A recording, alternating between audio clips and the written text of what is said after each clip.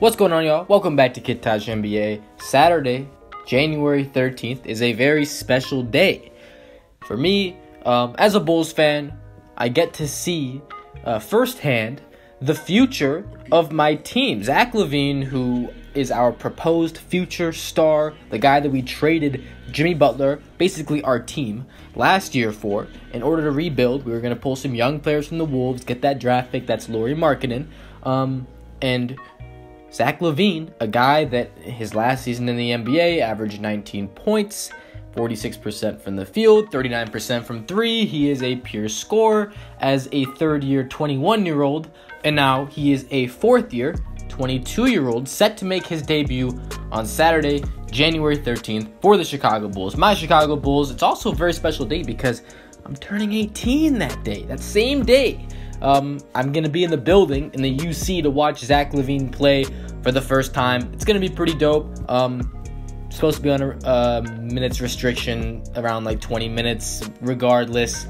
It's a pretty important day for Bulls fans because even though the Bulls aren't making the playoffs this year, and even though they may have some tough times ahead of them, this is where their rebuild really starts. This is where they're going to get better because this guy, who is their best player through the season, had yet to play a game. And now, of course, I mean, he's going to miss the game against the Knicks, and I believe that'll be 41 total games that the Bulls will play without him. He's going to be back for half a season. He's going to be sitting out one of the back-to-back games every time there's a back-to-back, but he's going to ease his way into the rotation. I'm not sure if he's going to start or come off the bench to begin, his season, but I'm sure he'll be in the starting lineup sometime soon. Obviously, he is the face of the franchise at this point. He is the guy. I mean, Chris Dunn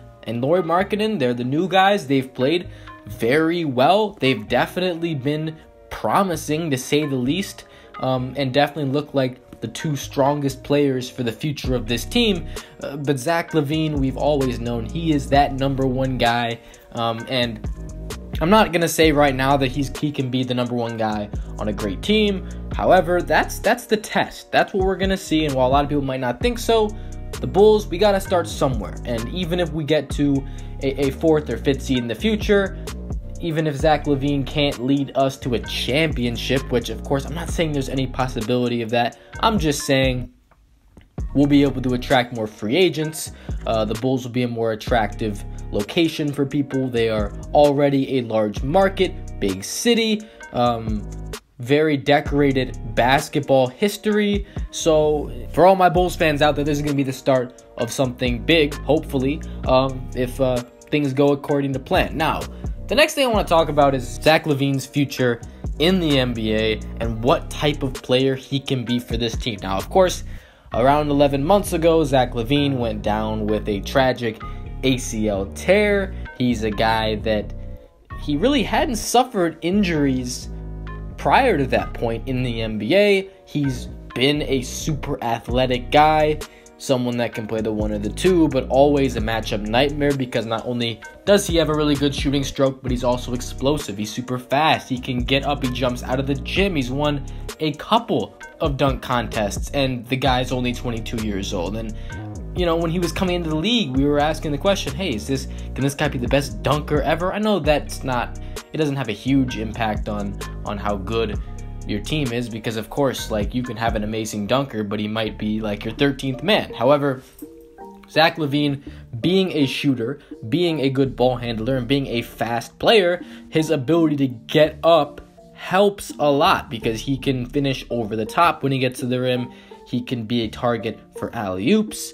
And his athleticism definitely offers potential for him on the defensive end, which is an area that he has certainly struggled with the most so far in his NBA career. Of course, young players a lot of the time, they're not great defensive players, but that's a skill that they develop. Zach Lavine has the potential. He has the tools to be a good defensive player. He just hasn't executed to this point yet. Now, we do have questions, of course, every time someone has a dramatic injury, an injury that keeps them out a long time, something so big and significant that we might even question how well someone plays when they come back from that injury, we're obviously going to be paying attention to see if the guy is playing like his old self. Does he look like that old Zach Lavine? Of course, as a Bulls fan, I'm very familiar with this phenomenon negatively impacting a player, because Derrick Rose, the guy who won his first MVP and his only MVP, unfortunately, at 22 years old, the youngest MVP, a guy who had led the Chicago Bulls from being a lottery dumpster fire, because that's what they were before they got him. 2 years into his career, they were an 8 seed, and then, of course, the next year, they were a 1 seed, and he was MVP, and they were 1 seed again the next year, and that's when it all went downhill. Various injuries continued to keep him out over and over and over again, and he's easily got the worst injury luck probably ever. I mean, I was going to say, in this generation, Brandon Roy is also a name that really sticks out when we talk about this. But Derrick Rose, he's injured right now. I mean, it's been 5 years, 6 years. No, yeah, it's been 6 years since his initial injury, almost. A few months short of 6 years. And the guy is still never able to stay healthy, and it's not like he's even playing like he used to. He's a shell of his former self. Not that that's his fault, but it's just he doesn't have a meniscus, first of all, I think, in at least one of his knees, but his athleticism has been limited from what it was before. Obviously, he's still explosive, he can still get to the basket, but he's not nearly as threatening as a player as he used to be, and yet he's still not able to stay on the floor. But I do think the case of Derrick Rose is an outlier. Like I said, there are very few players that get injured that much. One ACL tear, yes, it could have an impact on your future. However, I think I'd say it's a small chance. Derrick Rose, if he only tore his ACL once and came back and had a healthy career, a relatively healthy career, I think we would have seen the same Derrick Rose, at least at some point. But because he kept getting injured over and over again, it kind of derailed the chances of us ever seeing that. Zach Lavine is a guy who actually relies more on his shooting, less on his athleticism than a guy like Derrick Rose did.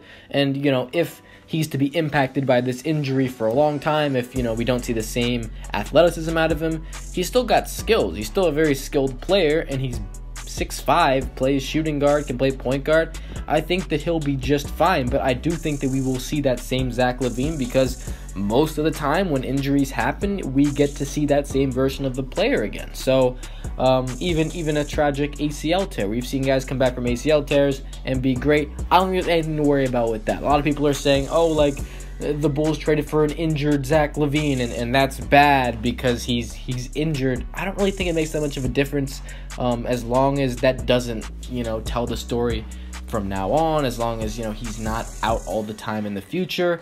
It should be just fine. A lot of players have had ACL tears and come back, and most of them were able to return to their former self and even become better. And Zach Lavine is a very young player. He's got plenty of room to grow. Let's just hope that, Jabari Parker thing doesn't happen with him. Now, if Zach Lavine, if he's good here on out, if he's relatively healthy for the rest of his career, the damage that he can do as an NBA player really knows no bounds at this point. Because when you think about it, the guy has proven that he is a scorer. He can shoot the outside shot.